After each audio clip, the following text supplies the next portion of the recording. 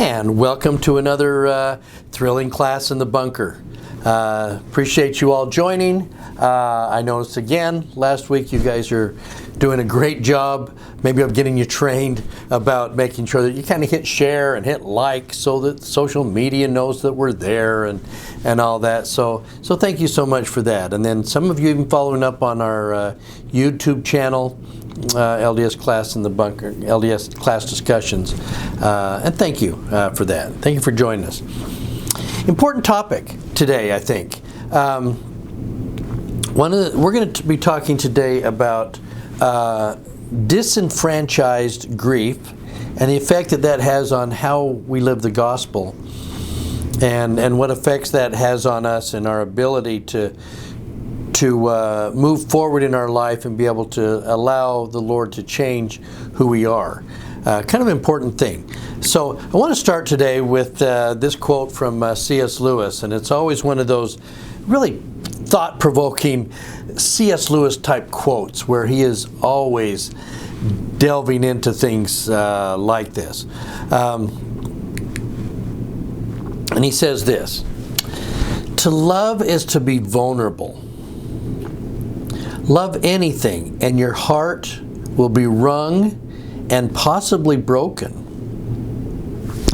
If you want to make sure of keeping it intact, your heart, you must give it to no one, not even an animal." Well, that's hard to begin to start with this idea that, wait a minute, to love is to be vulnerable. To love means I'm opening myself up to be hurt. Then he goes on to say this: wrap it carefully round little hobbies and little luxuries. Avoid all entanglements. Keep yourself very protective. Lock it up safe, and then listen to the word he uses. Lock it up safe in the casket or coffin of your selfishness. Now, I don't know if we always think about ourselves as when we have been hurt and we're shutting down our ability to love. We don't want to reach out and we don't want to trust because we can't do that. I don't think we necessarily see that as the coffin of our selfishness. But see where he goes with this. Because wait, there's more here. He says, but inside that casket, safe, dark, motionless, airless, it will change. It will not be broken. You go, yay! And he says, it will become unbreakable. Unbreakable, impenetrable, and then here it comes, irredeemable. To love is to be vulnerable. And I think he could add a postscript to that. To love is to be vulnerable, especially to God, and especially to the Spirit. Leave that vulnerable heart inside our casket of our selfishness, and we will keep out people that might hurt us, but we also keep out God and the Spirit, and we keep out that ability to change in our hearts and minds. So, tough quote to start with, isn't it? To love is to be vulnerable. Speaking to a group yesterday, I asked them what it took to be able to live with God in the celestial kingdom, and they bounced around a number of things, and finally they descended on the right idea, I thought, which was if we would live with God, we need to be learning to love like God loves. And that means to be able to love here in preparation. And we talk about keeping the commandments. The commandments are simply those things that teach us how to love. So it's about loving. But recognizing that when we love, we set ourselves up ultimately to be hurt. So we understand this idea of grieving and loss. Like when we choose to love, the minute we choose to love someone else, an animal, or whatever, the minute we choose to love, we choose to experience at some point loss. That's part of the package until we're in an eternal place where there are no more losses. So if we're going to choose to love, we choose to experience loss. And if we fail to grieve, because we don't necessarily want to grieve, we're hurting and we're going to hold off on that grieving thing, what we're actually doing is attempting to shut down the love we felt. We're trying to say, if I have loved somebody for a long time and I lose them and I just lightly pass that off, then I'm saying you didn't mean very much to me. They weren't that important to me. And when we do that, I think we have cheapened a lot what we felt and what we experienced and the effect that their love had on us, and hopefully the effect our love had on them. And even when we're going to bypass it quickly to say, hey, this is the plan of happiness, and and they're in a better place now, and I'm great, and I'm wonderful, and I'm just happy for them, I think it has the effect of saying, I'm trying to cover up the fact that if I have deeply invested and deeply been vulnerable, I have deeply been hurt. And that is to me, that's almost a badge of honor of how much we loved and how much we were loved, by how much we grieve attached to that loss. So, remember that we cannot fully forgive others until we've grieved what we've already lost. Remember, forgiveness is the last stage of grief. And we have to forgive. And you say, well, wait a minute, I lost somebody to cancer. Sometimes we have to forgive ourselves, we have to forgive God, we have to forgive other things on our way to being able to complete our grieving and get to the point where we can truly love where we need to be. And that means completing that grief. Now, I think it's understandable if we know that when we've obviously lost somebody and everybody knows that we've lost somebody, that is very obvious grief, and people are going to step up to try and help. But I want to look at a particular type of grief today in conjunction with living the gospel. And that is something that has been called disenfranchised grief. What's that? Well, disenfranchised grief means this is grief that is a very painful loss that for whatever reason you can't show outwardly. It is a private, hurting grief that can't be known. And so what'll happen is you'll try to appear fine on the outside, but you're actually hurting a lot on the inside. And sometimes the inability to be able to show that or be able to process that in a more outward sort of way, it's piling on just a bit. Kind of makes it worse. So what happens here, let me give you some examples of what I think is hidden grief. It's those things that we can't necessarily tell people where we are. One of them would be, one good example of that is someone in chronic pain or having serious illness. You may have, get rid of my cough drop here.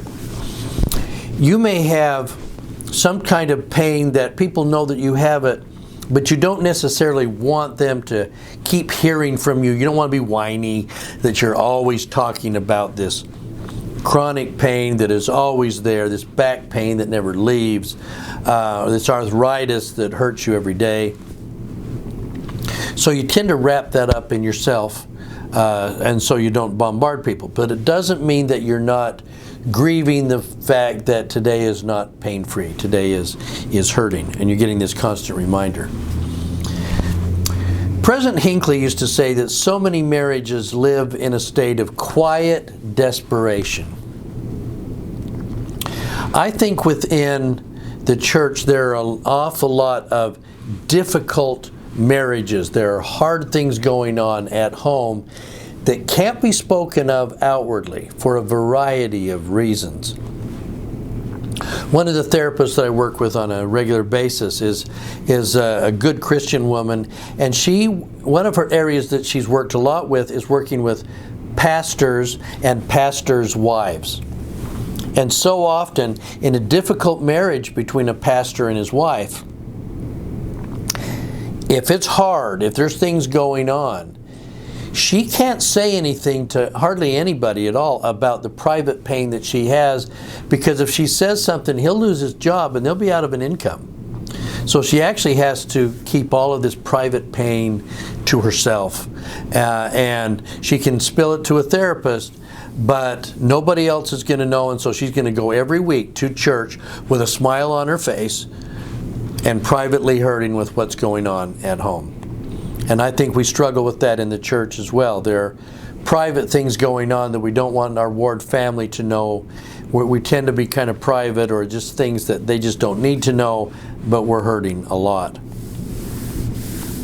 Sometimes I'll see this kind of disenfranchised grief in a caregiver who has a long-term caregiving battle, let's say with somebody with Alzheimer's, or an unrelenting cancer that just won't let up. And they're grieving the loss of what life was going to be like, and who their spouse or their loved one was. But they can't really say, or don't want to say much about how much is affecting them, because the focus is on the patient. We're trying to take care of them, and I can't necessarily say how much I'm grieving and I'm hurting. It's one of the reasons why it is I sometimes will say to somebody in a situation like that, be careful, because often you bury the caregiver before you bury the patient, because the stress and struggle has been so much for that.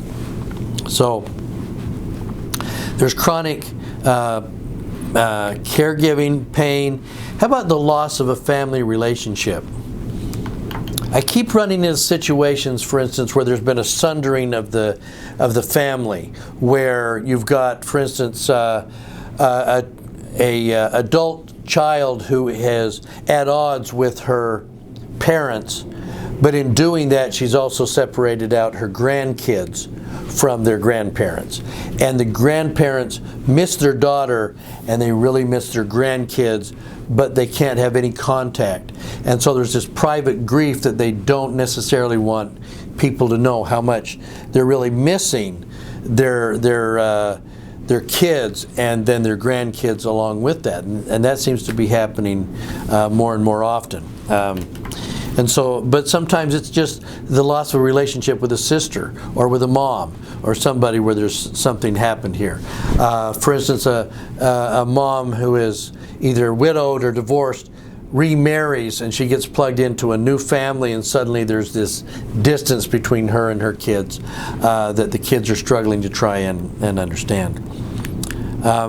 Here's another one. It's sometimes just as simple as the loss of a public figure. There's somebody that we really admired, that was a celebrity or somebody that we knew out there, that has died, or something's happened, and we're grieving, but it doesn't seem like it's very sociable, very kosher to be hanging that grief out there, but we're feeling it inside, so we keep it trapped. How about the loss of a pet? It's just a dog. It's just a cat. We'll go get you another puppy. And you've lost a part of your family that's been there for 15 years. And that's incredibly painful. And it's hard maybe to go to work or to go to the store, and you're just really down because you've lost this pet. And it's hard. That can be a hidden grief, one that isn't maybe as franchised by the way society would look at this. There's another one. We talked about it last time, and maybe I should have led with this one as a transition. When we're going through the faith deconstruction that we talked about last time, somebody in a state of perplexity. They had the church, they understood their church, suddenly they don't believe in the church, and the walls fall around it, and they are hurting and lost and casting about trying to decide what it is that they believe. And they're going through the grief of losing connections with family or lifetime connections with a society or ward or connection. And that's incredibly hard. The other side of it, though, we didn't talk about last time, and that was more the grief of the family members who are watching their kids leave, watching their spouse leave the church, watching them flail around and struggle. And suddenly all the hopes that we had maybe for a mission or for a temple marriage or something is gone as they deconstruct their faith and as they now struggle with their things. And we had a picture of what it was going to look like. And sometimes that's an outdated picture of what eternity was going to be like, and we were all going to be there in like this celestial family home evening with everybody there, and somebody's left the church and now they're maybe going to be stuck in another kingdom, and we don't really understand how the eternities work. I don't believe that. I think we'll all be together. But if we don't understand, we may run ourselves through a lot of disenfranchised grief because we can't tell everybody else that you're grieving because your wife has left the church or because your kid no longer believes or something like that. So faith deconstruction can make a type of grief that is just not okay to be throwing out there for the masses, and difficult to explain to somebody who hasn't maybe been through that. Closely related to that, but maybe different, is the loss of a dream. You plan on retiring and then being able to travel, and you get to that point and one of you is ill and no longer able to do that, or you go through a financial downturn and you watch all of your dreams kind of dissolve a little bit, and so you get that loss of a dream, and that's a grief, that's a loss that may seem a little bit first world problem when you look around, but you're really hurting. Here's one that I've wondered long and hard about, and that's loss due to personal fault. How does somebody, for instance, who struggles with pornography and has a relapse and is feeling shame and guilt and feeling a loss of the spirit or a loss of the trust of their family or their spouse, or even just a trust in God or themselves, and they get this loss, but they can't project it anywhere. They can't tell anybody, aren't ready to tell anybody that they're really grieving what happened, and it's their fault. They can't blame anybody else. So it's my fault. I need to blame me, but I'm grieving because of what I did, and that makes that really hard to be able to say, not only do I have the shame and guilt, but I also have the loss of who I thought I was, who my husband thought I was, and that's all going on inside, out of public eyes, if you will. So this really kind of comes into any loss that, if known, would be diminished somewhat by society at large. I think about those that have come to understand that they have same-sex attraction, and they suddenly realize that they don't know what their future looks like with the church or in marriage or whatever else, and all of that has been deconstructed, and they're grieving what was supposed to happen, and they're grieving what will happen when their family finds out, and what that will mean going forward. We get all of these losses. Let me give you an example of all of this. I had a client not too long ago who was struggling with depression and anxiety, and she says, you know what? If I'm sad and I'm feeling sad, then somehow I'm being ungrateful. This is the plan of happiness. I have been blessed with so much. I have so much to be grateful for. But I'm anxious, or I'm grieving, and somehow that's a slap in God's face because I'm just not doing it. So I hide it. I'm going to hide this fact that I'm grieving, and then my grieving is proof that I'm ungrateful, so I've got to try and be more grateful, but it doesn't necessarily solve the grief. And we go round and round, and I can't tell anybody that I'm in this conundrum. Okay? So when I've suggested this to people, one of those first questions then is, well, what do we do then when we've got this grief that can't be spoken? This grief that goes on and on, to quote Les Mis. What do we do? Well, first thing we're going to try and do, we need to recognize that pain is what it actually is. It is grief, and we need to give it a space. I'm grieving, and recognize it, and take what's going on covertly, make it overt, and be honest about the fact that we are grieving, and it is grief. If we can grieve it, then we're in a better place to be able to share that with somebody that you trust. It may not be socially acceptable to share it across the board or very outwardly. I mean, you don't want to sit in sacrament meeting and sit and sob because of your own private grief, or sit at your desk at work and cry, and unstoppably because the dog died. But you do need to have somebody that you trust, that you can share, that they can check in, they know how you're doing, and you can walk through the process with them. The more you put a name on it, and the more that you're able to express it, the more that you begin to get some shape to it, and the more that healing can kind of begin along the way. And that might involve some kind of private healing ritual, going to a cemetery, being able to write down certain things and recognize it, and then maybe you throw it in the fire. Being able to somehow go to a certain place on a little kind of spiritual or emotional pilgrimage, allow yourself to be grieving, and then allow yourself space to heal. Also then, if we recognize that it's interfering with our life and it's interfering with our functioning, that might be the moment we need to then seek some professional help. And I don't think, certainly in my experience as a therapist, I very rarely run into somebody's pain that I think is trivial. Because you look at the amount of pain regardless of the thing that they're grieving, and you see that pain and you recognize it. And I'm glad they're in my office so that we can go ahead and work through that. So here's another question that then goes with this.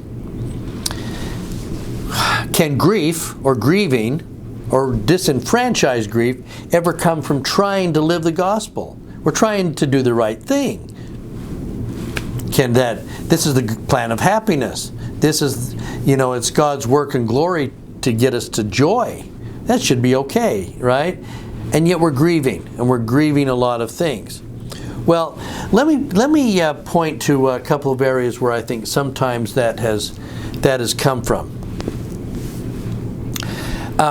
In trying to speak to his sons as he gets ready to kind of hand off the mantle, Alma, in the Book of Mormon, and especially in Alma 33 and Alma 37, he has sort of the same conversation. He's going to say, "For behold," speaking about his ancestors, "it was as easy to give heed to the words of Christ, which will point you on a straight course to eternal bliss," that joy's coming, "as it was for our fathers to give heed to this compass." And he's showing, I think it's Helaman, he's showing him the Liahona. Good symbolic gesture, right? "As it was for our fathers to give heed to this compass, which would point them in a straight course to the promised land." Now,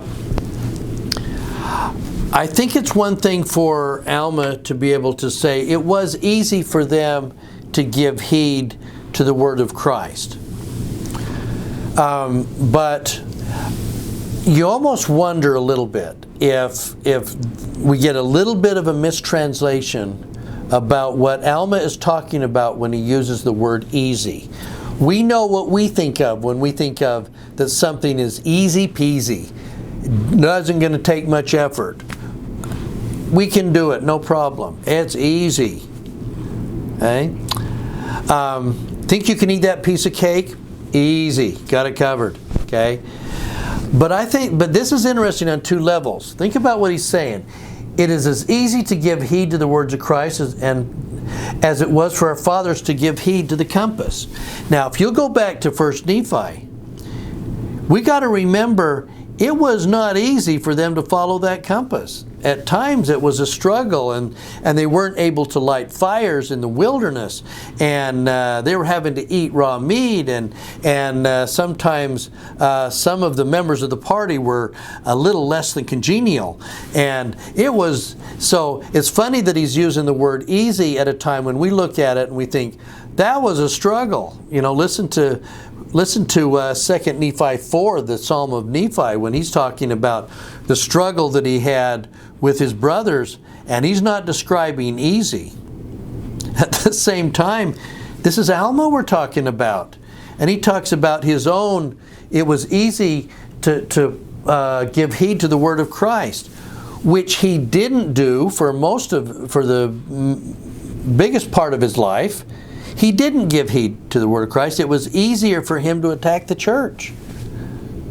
And then on top of that, when the angel does come and he finally sees it, and he's going to look and live, and we'll talk about look and live in a second, and he sees it, the rest of his life is not easy either. He's going to go out of his way to battle all these people that are pushing back against the church. He's going to do much to try and repair the damage that he did to the church. The rest of his life was faithful, it was powerful, and the last thing I would look at it is say that it's easy. So that's why I say, be careful when we look at this word easy, because he's going to give you that same sense. Verse 48. Oh, my son, do not let us be slothful because of the easiness of the way. For so it was with our fathers. It was prepared for them that they might look and they might live. So it is with us. Well, this looking and living, he's harking back to the children of Israel who are complaining, and then they're being bitten by these flying, fiery serpents.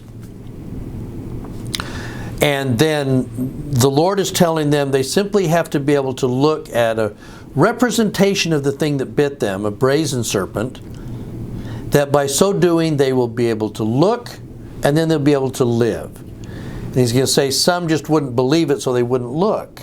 They actually made it harder on themselves. Alma's trying to say that was an easy thing to look. But again, the word easiness, it was not easy for them.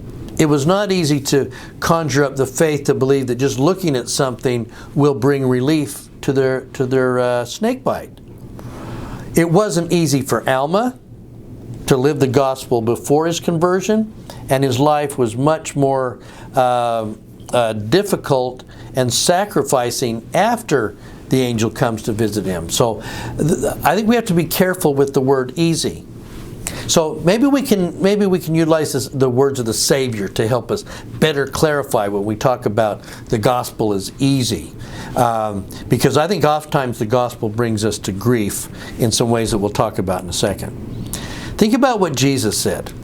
He said to them all, if anyone desires to follow after me, then there's a comma, and think about what the next line is. If you would follow me, then blank, let him deny himself and take up his cross daily and follow me. Now, this is a reference that we may not as completely relate to as quickly as they would have in the first century. In the first century, and he says to somebody, take up your cross, that means something. If you're going to take up your cross, what that's going to mean is that this is on your way to a crucifixion. So the first thing you're going to do is take the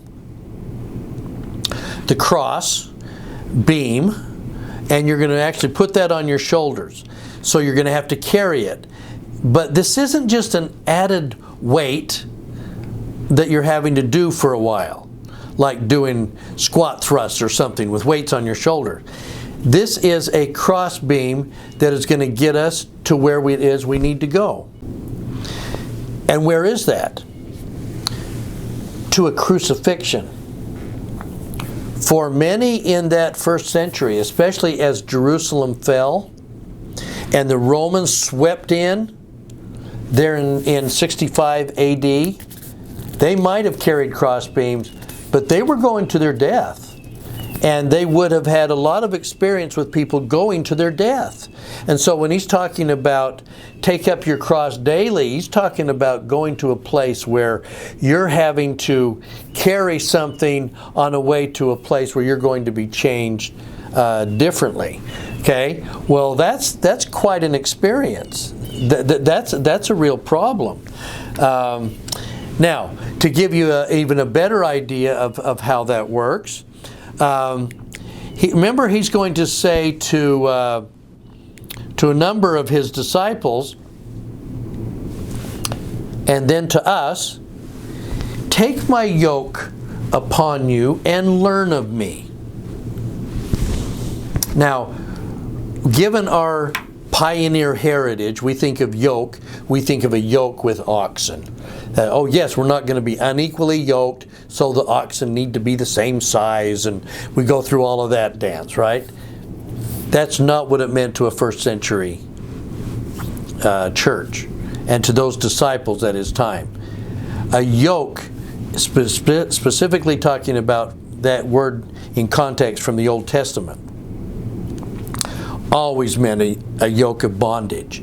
Somebody's going to capture you, and they're going to place a yoke on you to control you, to make you go where they wanted you to go. That's why when the Savior says, take my yoke upon you and learn of me. Because if you'll learn of me, here's what you're going to find. My yoke, unlike the Romans or the Greeks or something like that, my yoke is, and he's going to use that word again, easy. And my burden is light. And again, you think, what does easy mean in this context? He's going to say, well, I'm going to capture you. You are mine. I'm a hen gathering her chicks. I'm going to bring you to me. The Father has given you to me. You are one with me. And my yoke is light and easy. But what can easy look like? Well, think about what he's saying to Peter after he's had this long intercourse with him about feed my sheep. Oh, I love you. Well, feed my sheep, feed my lambs. It's going on and on. Then Jesus is going to say to him, and sometimes we miss this coming right after the feed my sheep discourse. Truly, truly, I say unto you that when you were young, Peter, you dressed yourself. You walked wherever you wanted to go. You were your own person. When you are old, as you have yoked yourself with me, when you are old, you will stretch out your hands, and others, Romans, will bind you and carry you where you do not want to go. And John wants us to know what he means by this. He said this, Jesus said this to Peter, indicating by what death Peter would glory God. And then Jesus says to him, follow me. There we have it. That sense of that if you're going to take up your yoke, follow him, you're also going to pick up your cross. And sometimes in the process of trying to become like God and be filled with the love of God and learn to love like God loves, sometimes our vulnerability will be that cross. And it's easy to look and live, but recognize that you may look and live while you're carrying a cross. And that you're going to be carrying that irredeemable pain that you don't want to carry, but you may end up with a disenfranchised grief that you must carry on your way to Him. So when we talk about, back to that idea that Moses said to the children of Israel, that they just needed to look and live. Jesus then adds that his spin to it, saying, take my yoke upon you, learn of me, and then follow me, and you will live. Well, I really think to the children of Israel, really what that meant was, look and live meant look to Jehovah for every need while you're traveling in the wilderness, in the desert. I've been in that desert, and for Moses and the children of Israel, it's a wasteland. There's not a lot of green growing there in Jordan. But the Lord was going to take care of every need with manna, with quail, with water, and they just needed to look and live and to survive. It really was a survival. To Peter and those first century saints, look and live meant take up your cross. But for them, for those standing in the Colosseum in Rome, just before the animals are going to be released for the sport of the Romans, and there's those Christians down there in the middle of that, take up your cross might have meant literally. It might mean, if I'm going to believe, I may pay for it easily with my life. That may be where it goes. Am I willing to do that? And look and live meant maybe look and die and then live with Him. Think about the anti-Nephi Lehis that are kneeling as the army is marching towards them, and they're looking to Christ in that moment in prayerfulness, and they look to live, but they've died physically under the sword, but lived eternally in the Spirit, and then towards the resurrection. So what about us today? We're not in a place where nobody's going to throw us into the against the gladiators or in the circus at Rome or the Colosseum and die for sport. But for us, I think look and live means take up our cross, whatever that is. And that may mean having to then deal with those disenfranchised griefs that we can't even speak. But we struggle with them, and we have to find ways to deal with them. Take up our cross, whatever that is. And as C.S. Lewis kind of phrases, He will then kill off our old selves, our old natural man, with a goal to replace it with one like Him. And then ultimately to replace it with Him. So finally, let me just share this. So what's the lesson for us in all of this? I think it's very simple. Not easy, but maybe straightforward. If we will take up our cross, and we will allow ourselves to be emotionally vulnerable to God, to other people, to allow ourselves to love, then we allow God to change us, to be able to work with us and alter who we are. Now, in a world like ours that is polarized and angry and cynical, and we'd watch all of the kind of the rising tide of wickedness coming around us, I also promise that if we allow God to change us, we will become different from those in the world around us. We won't be the same. We will be peculiar. We will be different. We will become different from those in the world around us. But if we do that, we will then come to love them in the world, even those that are struggling. We will then come to love them even more. We may be different, but we approach them with a higher level of love and compassion and service, and try to help them be better. If we do that, then I think then we too, just like him, will both love the world and also weep with it. I think about that image of God watching the children of Noah, or the people of Noah, dying in the flood, and Enoch is watching as he loves them and weeps for them at the same time. That's going to be our cross, I think, is to love people and weep with them. Think about our people that we love, where we love them and we weep for them and with them. That's a cross, and could be quite difficult if the time comes.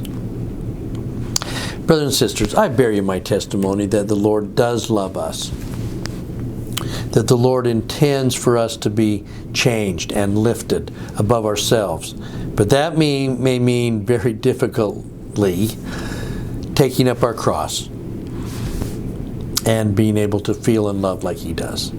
I bear you my testimony that's true. And pray that we can do that. And I leave that with you in Jesus' name. Amen.